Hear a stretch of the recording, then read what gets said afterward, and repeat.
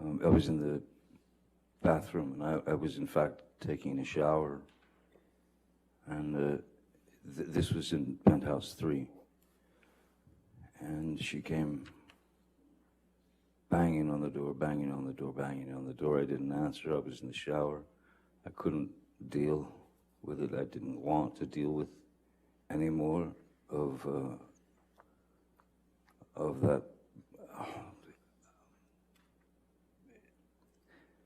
sarcastic, demeaning,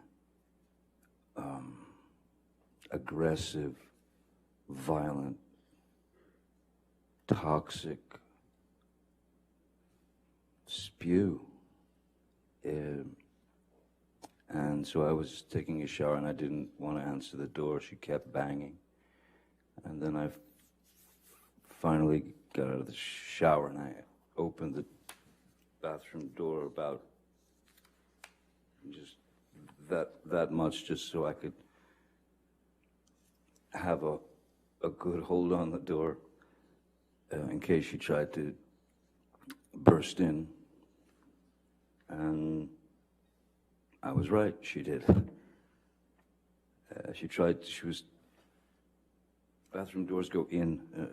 She was pushing all her weight on the door, trying to get in.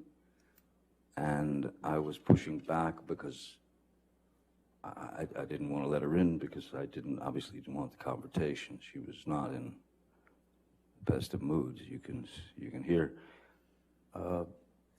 So when I was pushing the bathroom door, trying to close it, and was almost closed, she suddenly kind of yelped in pain.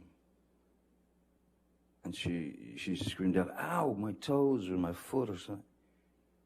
And so in that second, I thought possibly her foot had gotten caught under the door, which would, of course, not feel great on the foot or the toes, so I thought she was maybe injured. So I knelt down to have a look. The door was still, it was still pretty well about that much open. And when I knelt down on my hands and knees to look at her foot to see the injury, she kicked the bathroom door into my head. She kicked the bathroom door into my head, and I was completely taken aback by such a corrosive, horrific move. So I stood up, and I believe I stood up, and at this point the door was open. I stood up and I said, I think I said, "What the fuck was that? What the fuck was that?" And the next move was just a bang. She clocked me in the jaw. And that was another shocker.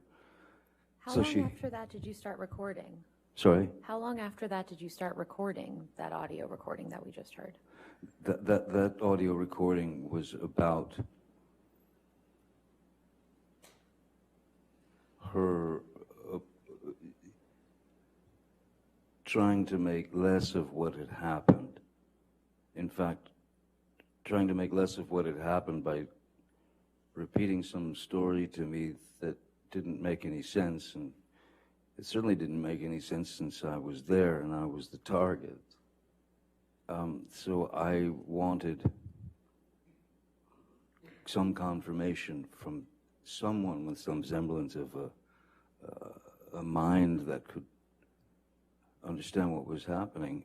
I wanted Mr. McGivern to come up, and I asked her to tell him what had just happened. And her answer was essentially, I don't know what he's talking about. Nothing happened. He's fine.